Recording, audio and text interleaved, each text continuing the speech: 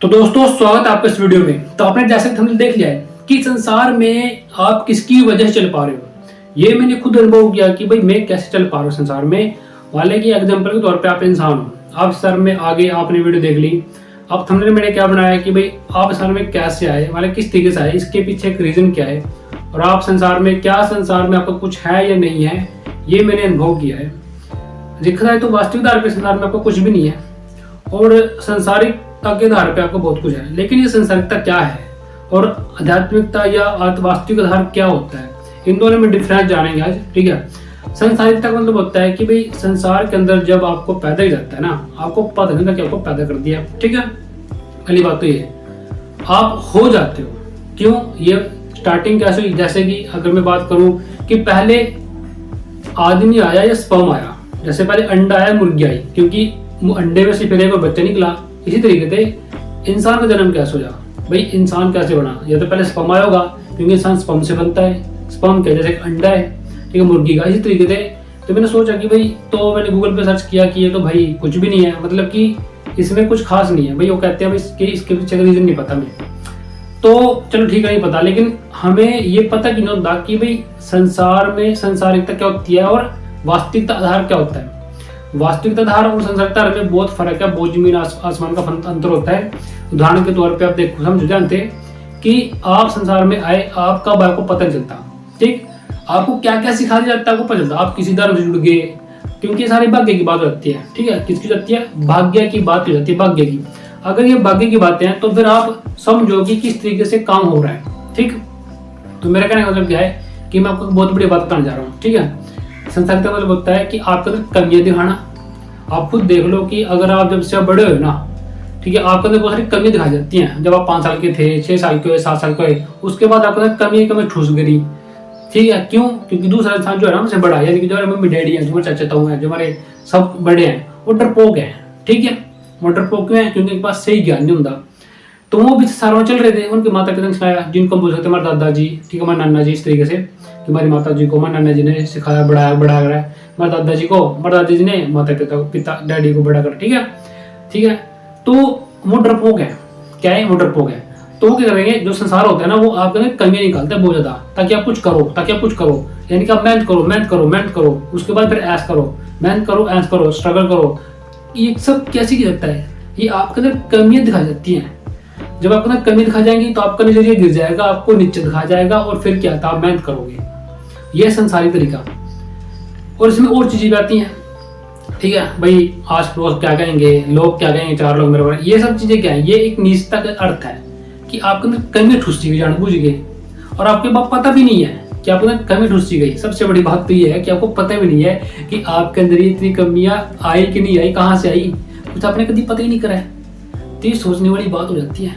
ठीक है, कि आपके अंदर सारी कमी निकल जाती है कि आपके अंदर सच में कोई कमी थी, वास्तविक आपके अंदर कोई कमी नहीं थी, बस आपको पैदा कर दिया माता पिता ने। कोई फिक्स थोड़ा होता कि बच्ची की तेरी शक्ल ऐसी होगी बचपन में, छोटी उम्र में, तो ऐसा पैदा होएगा, तो ये काम करेगा, बिल्कुल भी नहीं। जैसे जंगल में जानवर होते हैं ना, इस तरीके से इंसान का जीवन है। जंगल में जानवर, इंसान भी जानवर वाला काम ही करा, वही दूध, वही गंद टट्टी, वही पेशाब, वही बच्चा सिस्टम पूरा करेक्ट। ठीक है, वही अपने। लेकिन हाँ, एक बस है कि खाने के लिए ना मेहनत बहुत करनी पड़ा। क्यों? क्योंकि डरता है कि मरने से कभी भी मृत्यु हो जाए, जबकि एक समय के बाद मृत्यु निश्चित है। ये बात भी सच है, बिल्कुल सच है। तो अब क्या है, अब इसको डर कैसे खत्म करें? बस ये बातें जाननी होती हैं जो मैंने बोली, ये जान जाओगे इसी तरीके से तो डर खत्म हो जाएगा। अब आता है वास्तविकता क्या होता है। वास्तविकता क्या होता है कि जिससे कि इंसान का डर खत्म हो जाए। इंसान जो है ना, मेहनत को महत्व ना देके सही ज्ञान को महत्व दे। अध्यात्म और सही वास्तविकता का होता है सही ज्ञान को महत्व देना, सही ज्ञान अर्जित करना, सही ज्ञान प्राप्त करना, क्योंकि सही ज्ञान ही सब कुछ होता है। सही ज्ञान आपको सिखाता है कि क्या सही क्या गलत। अगर आपके पास सही ज्ञान नहीं है तो आप तो गलत ही हो, क्योंकि आपको तो पता ही नहीं है ना कि वो सही था या गलत था। अगर आपके पास, आपको सही ज्ञान अर्जित करना पड़ता है। उदाहरण के तौर पे जैसे आप जिम जाते हो, तो जिम जाओगे तो जोर लगेगा तो बॉडी बनेगी, यानी कि हमने मेहनत करनी पड़ती है बॉडी बनाने के लिए। इस तरीके से हमें थोड़ी सी मेहनत करनी पड़ेगी, यानी उस पर ध्यान देना पड़ेगा, सही ज्ञान क्या होता है, और उस ज्ञान को अर्जित करना पड़ेगा। जो वो ज्ञान आ जाएगा हमारे दिमाग में, तो हमें ये पता चल जाएगा कि हम संसार में जा कर रहे, हमने जीना कैसे, हमने कैसे काम करना जीवन में, हमने किसी के साथ कैसे रिश्ते रखने हैं, कौन है रिश्ते रखने के लायक, किसके साथ कैसे स्वभाव रखना, किसके साथ कितना बोलना, कहाँ से जाना, कहाँ जाना, क्या करना क्या नहीं करना, ये सब चीजें ऑटोमेटिकली वास्तविक आधार पे आनी शुरू हो जाती हैं।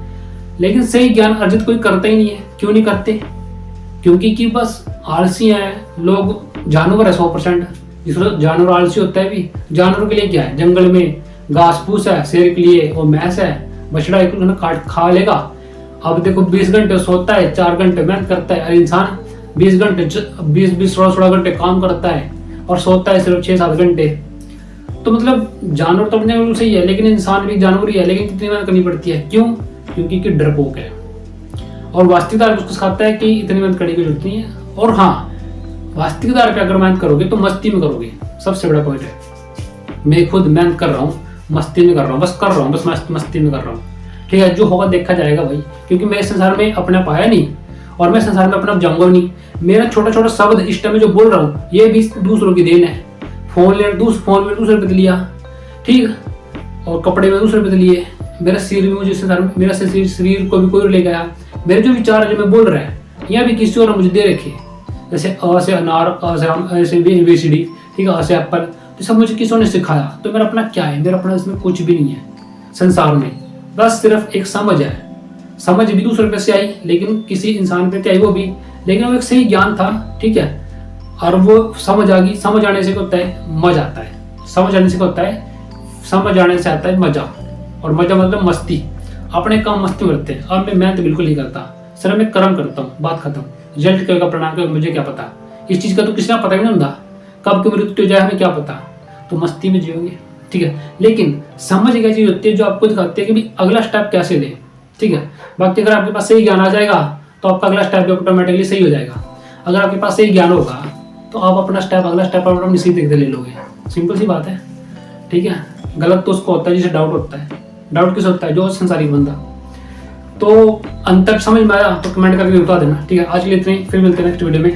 तब तक के लिए आपने ये वीडियो देख लेनी है, वीडियो देख ले, कोई सी मुझे वीडियो देख सकते हो आप, ठीक है। तो दोस्तों, बाकी आप चैनल को सब्सक्राइब करो, वीडियो लाइक करो, कमेंट करो, शेयर करो। कमेंट करो बड़ी ऐसा कि अगर आपको क्या लगता है कि भाई मेरी वीडियो सही है आपके लिए, ठीक है। मुझे नहीं पता कि कैसा परिणाम होगा, कैसा नहीं होगा, क्या पता इस वीडियो पे कुछ लाइक आया नहीं है, ठीक है। तो लाइक करो, कमेंट करो, शेयर करो, सब्सक्राइब करो, ठीक है। और जाके वीडियो देखो, ठीक है दोस्तों। Thank you very much.